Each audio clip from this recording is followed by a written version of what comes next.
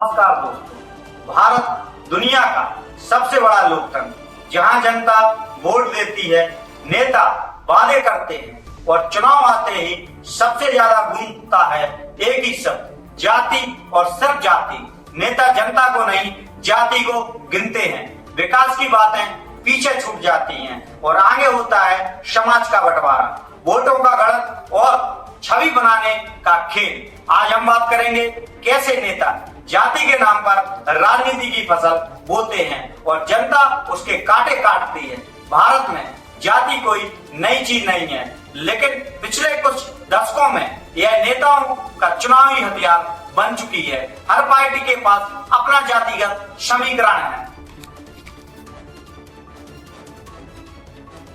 कहीं यादव बनाम गैर यादव, कहीं दलित बनाम श्रवण, कहीं पिछड़े बनाम अति पिछड़े। हर चुनाव से पहले होती है जातियों की गिनती और हर भाषण में छिपा होता है जातिगत इशारा। नेता कहते हैं हम सबको साथ लाएंगे, लेकिन असल में वो सबको अलग अलग कतारों में खड़ा कर देते हैं। हर चुनाव में एक ही सवाल उभरता है, कौन सी जाति किसके साथ, कौन सी जाति नाराज, कौन सी जाति निर्णायक।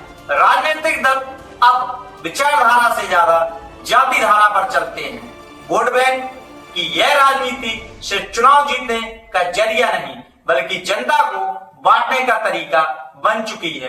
किसी जाति को मुक्तिदाता कहा जाता है, किसी राजनीति शक्ति कहा जाता है और किसी को सदियों से वंचित लाचार कहा जाता है। नेता यह सब कहकर खुद को उद्धारक और संरक्षक दिखाते हैं और यही बनती है उनकी छवि जो जाति पर टिकी होती है, जनता पर नहीं।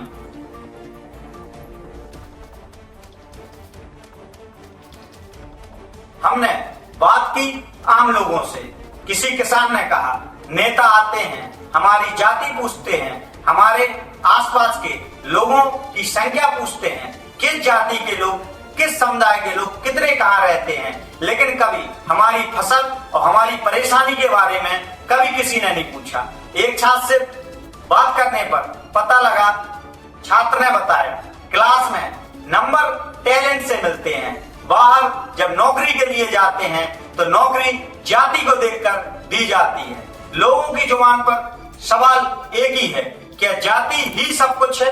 क्या अब भारत की पहचान जाति से तय होगी? आजादी के बाद बाबा साहेब अम्बेडकर ने कहा था, भारत तब तक सच्चा लोकतंत्र नहीं बनेगा जब तक समाज जातिवाद से मुक्त नहीं होगा।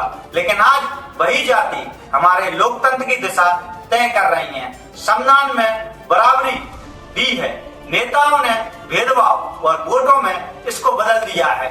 हर बार नया नारा, नया वादा, पर उद्देश्य वही, वोट बैंक का संतुलन।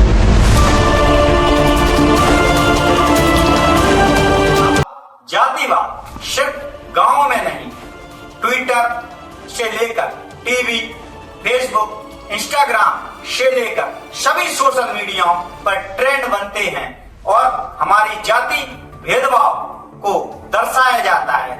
हमारे नेता हमारी जाति का नेता डिजिटल प्लेटफॉर्म पर जातीय पहचान को ब्रांड बना रहे हैं। सबसे ज्यादा जातिगत टिप्पणियां सोशल मीडिया पर की जा रही हैं। यहाँ तक कि भड़काऊ भाषण सोशल मीडिया पर दिए जा रहे हैं। समाज को बांटने के लिए बड़े बड़े प्रोपेगेंडे चलाए जा रहे हैं। राजनीति अब पॉलिसी नहीं, पहचान पर टिक गई है और यही बन रही है नई छवि की राजनीति, जो लोगों को जोड़ने नहीं तोड़ने का काम कर रही है। आज कुछ बुद्धिजीवी अपना नाम बढ़ाने के लिए आर्मी तैयार कर लेते हैं। क्या ये आर्मी बॉर्डर पर दुश्मनों से लड़ेगी या इन टपोरियों को करोड़पति बना देगी? लेकिन सवाल यह है, क्या इस बंटवारे का कोई अंत है?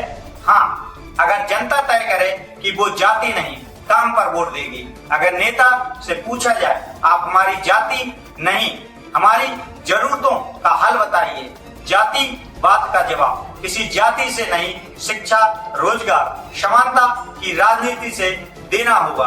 क्योंकि असली नेता वो नहीं जो जाति को उठाए, बल्कि वो समाज को उठाए। आज हमें ऐसे नेता की जरूरत है, ऐसी पार्टी की जरूरत है जो समाज को उठाए, ऐसी नेता की नहीं जो सिर्फ जाति के समीकरणों में ही उलझा रहे।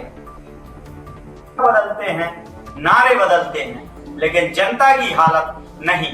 क्या हम वोटर हैं या वोट बैंक? जब तक हम यह सवाल नहीं पूछेंगे तब तक यह छवि की राजनीति हमें बांटती रहेगी। यह है सच्चाई जिसे सुनना जरूरी है। जय हिंद, जय भारत।